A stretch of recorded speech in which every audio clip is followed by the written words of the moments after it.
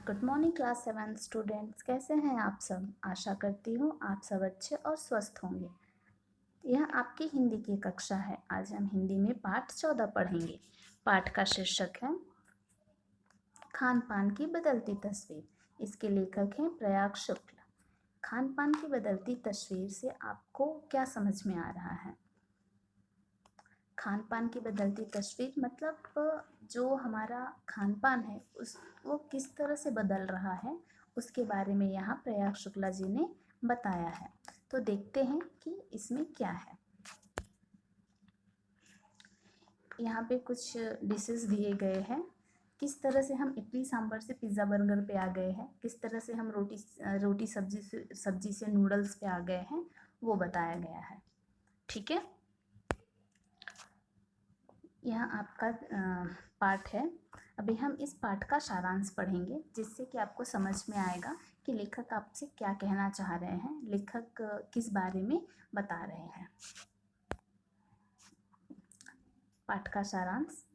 इस निबंध के द्वारा लेखक श्री प्रयाग शुक्ला ने आधुनिक युग तथा पश्चिमी सभ्यता के कारण खान पान की बदलती हुई तस्वीर को दर्शाया है। पिछले 10-15 वर्षों में हमारे देश की खान पान की संस्कृति में बहुत बदलाव आया है। उन्होंने समूचे भारत को एकीकृत कर दिया है। दक्षिण भारतीय व्यंजन इडली डोसा सांभर उत्तर भारत में बड़े चाव से खाया जाता है। वहीं उत्तर भारतीय व्यंजन रोटी दाल साग देश के सभी भागों में मिलते हैं। फास्ट फूड का प्रचलन सब जगह बढ़ चुका है। 2 मिनट्स मैगी के पैकेट बंद रूप से सभी लोग परिचित हो चुके हैं। अब स्थानीय व्यंजनों के साथ अन्य प्रदेशों के व्यंजन पकवान भी प्रायः हर क्षेत्र में उपलब्ध हैं। गुजरात का ढोकला और बंगाल के रसगुल्ले हर जगह दिखाई देते हैं। अंग्रेजों के समय के ब्रेड अब लाखों करोड़ों घरों में नाश्ते का रूप ले चुके हैं। ओके, तो यहाँ पे क्या बताया है इन्होंने कि ये जो हमारा पाठ है ना, वो एक निबंध है। तो इस निबंध में लेखक ने कहा है कि आजकल जो है ना, वो आधुनिक युग तथा पश्चिमी सभ्यता मतलब वेस्टर्न कल्चर। ठीक है, तो इसकी वजह से क्या हो गया है, जो हमारा खान पान है ना, उसकी तस्वीर पूरी बदल चुकी है। अभी इन 10-15 सालों में जो हमारा खान पान है, ठीक है, तो उसकी जो संस्कृति है ना, वो पूरी बदल चुकी है। पूरी मतलब बहुत ज़्यादा ही बदल चुकी है। अभी दक्षिण भारत में बनने वाले इडली सांभर डोसा, ठीक है, उत्तर भारत में बड़े प्रेम से खाया जाता है।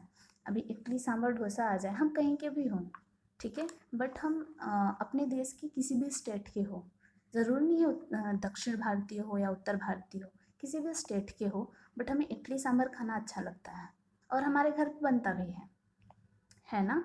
उसी तरह इसमें बताया गया है कि उत्तर भारतीय व्यंजन दाल रोटी साग ये भी अभी सभी जगह पे मिलते हैं। ठीक है, फास्ट फूड मतलब आप सबको भी फास्ट फूड बहुत पसंद है ना। पिज़्ज़ा बर्गर फ्रैंकी खाते रहते हैं आप सबको तो बहुत चाव से खाते हैं ये सब, है ना। तो इसका भी जो प्रचलन है वो बहुत जगह पे बहुत तेज़ी से बढ़ चुका है। ठीक है, और 2 मिनट्स नूडल्स मतलब आपकी मैगी, आपकी हमारी हम सबकी मैगी। अभी एक छोटा सा बच्चे से भी आप पूछोगे ना, ठीक है, 2 मिनट्स में क्या बनता है, तो उसकी मुंह से तुरंत निकलेगा कि मैगी बनता है। तो यहाँ पे बताया है 2 मिनट्स की जो नूडल्स है उसको तो सभी जानते हैं आजकल, वो इतना परिचित हो चुका है सबसे, उसको तो सब बच्चे भी जानते हैं उसको तो। ठीक है, अभी उन्होंने क्या बोला है, अब तो स्थानीय व्यंजनों के साथ अन्य प्रदेशों के व्यंजन पकवान भी प्रायः हर क्षेत्र में उपलब्ध हैं। अभी बताया है कि आप अगर यूपी के हैं या फिर आप अगर दक्षिण भारतीय हैं, तो वहाँ के व्यंजन के साथ साथ मतलब वहाँ के स्थानीय व्यंजन के साथ साथ आपको हर प्रदेश के व्यंजन भी खाने को मिलते हैं, है ना। जैसे यहाँ पे बताया है, गुजरात का ढोकला और बंगाल के रसगुल्ले हर जगह दिखाई देते हैं। गुजरात का ढोकला और बंगाल के रसगुल्ले हर जगह दिखाई देते हैं। मतलब अगर आप अभी मुंबई में चले जाओगे, ठीक है, तो वहाँ पे क्या है, आपको ढोकला भी मिलता है, ठीक है ना, वहाँ पे आपको ढोकला भी मिलता है। और महाराष्ट्र का जो तुम्हारा पाव भाजी है वो गुजरात में भी मिलता है। और बंगाल के रसगुल्ले तो हर जगह दिखाई देते हैं, है ना। बंगाल का जो रसगुल्ला होता है वो आप किसी भी स्वीट्स के शॉप पे चले जाओ, कहीं पे भी, वो तो आपको हर जगह मिलता है। और इन्होंने क्या बताया है, जो अंग्रेज़ों के ज़माने में ब्रेड चलते थे, वो आजकल लाखों करोड़ों के घरों में तो नाश्ता का रूप ले चुका है। मतलब अभी तो हम ब्रेड, जब तक हमें रोस्टेड ब्रेड नहीं मिलता है सुबह, हमारी तो सुबह ही नहीं होती, है ना। तो इस तरह से उन्होंने इसमें बताया है कि किस तरह से, कितनी तेज़ी से हमारा जो खान पान है वो बदल रहा है। खान पान की इस मिश्रित संस्कृति का सबसे सकारात्मक पक्ष है कि नई पीढ़ी को देश विदेश के व्यंजनों को जानने का अवसर मिला। अब कामकाजी महिलाएं जल्दी तैयार होने वाले व्यंजन को पसंद करती हैं। मध्यम वर्गीय जीवन में भोजन विविधता अपनी जगह बना चुकी है। खान पान की नई संस्कृति में राष्ट्रीय एकता के नए बीज मिलते हैं। तो यहाँ पे उन्होंने बताया है कि ये जो हम खान पान का मिश्रित संस्कृति बना की वजह से, इसका एक पॉजिटिव पॉइंट है, एक प्लस पॉइंट ये है कि हमारी जो नई पीढ़ी है, ठीक है, उसे देश विदेश के व्यंजन का नाम जानने को मिल गया, उसको खाने को मिल गया, उनके बारे में जानने को मिल गया, ठीक है ना। जैसे अगर आप अपनी दादी से पूछोगे कि आप नूडल्स खाओगे, ठीक है, तो उन्हें पहले नहीं पता होगा कि नूडल्स क्या होता है, ठीक है ना। अब उन्हें आप खिलाओगे तो कई लोगों को तो अच्छा भी नहीं लगेगा। लेकिन इसमें एक चीज़ ये अच्छी हुई है कि जो हमारी नई पीढ़ी है, जैसे कि जो आप लोग हैं, तो आप लोगों को ये सारी चीज़ें खाने का मौका मिला, जानने का मौका मिला, है ना। और जो काम का जो वर्किंग वूमेन है, उनके लिए तो बहुत ही अच्छा है, क्योंकि उन्हें ऑफिस और घर दोनों संभालना होता है। तो जो काम जल्दी हो जाए, जो खाना जल्दी बन जाए, उन्हें तो वही पसंद आता है बनाने के लिए, है ना। तो इसमें उन्होंने ये बोला है कि जो खान पान की नई संस्कृति है ना, वो राष्ट्र में एकता के नए बीज के रूप में पाया गया है, ठीक है। अभी हम आगे देखते हैं। लेकिन खान पान की मिश्रित संस्कृति से हमारे स्थानीय व्यंजनों की लोकप्रियता घट गई है। अभी यहाँ पे वो बोल रहे हैं कि जो हमारा खान पान का मिश्रित संस्कृति है, उसकी वजह से जो स्थानीय व्यंजन है ना, उनकी लोकप्रियता बहुत कम हो गई है। लोग अपने स्थानीय व्यंजन को कम खाना पसंद करते हैं, ठीक है। अगर अभी मैं आपको एक प्लेट में सब्ज़ी रोटी दे दूँ और दूसरे प्लेट में बर्गर पिज़्ज़ा दे दूँ, तो आप क्या खाओगे? यस, आप बर्गर पिज़्ज़ा खाओगे। सब्ज़ी रोटी तो कौन खाएगा, बर्गर पिज़्ज़ा खा लेते हैं, है ना। तो इसी तरह से हमारे जो स्थानीय व्यंजन है ना, उनकी लोकप्रियता घट गई है। अब यह केवल 5 सितारा होटल में एथनिक के नाम से प्रचलित है। अब तो ये सिर्फ 5 सितारा होटल में एथनिक फूड के नाम से प्रचलित है। मौसमी सब्जियों के व्यंजन भी अब नहीं मिलते हैं। जो हर मौसम में नए नए सब्जियां आती है ना, हर मौसम की सब्जियां अलग अलग होती है। तो इसमें उन्होंने बताया है कि अब तो मौसमी सब्जियां भी खाने को नहीं मिलती हैं। गली मोहल्ले में बिकने वाले आम वस्तु केवल खास दुकानों पे ही बिकते हैं। जो पहले गली मोहल्ले में, जैसे हमारे गली मोहल्ले में मतलब इसे बेचने आते हैं ना सामान, है ना, पहले तो वैसे भी मिल जाते थे।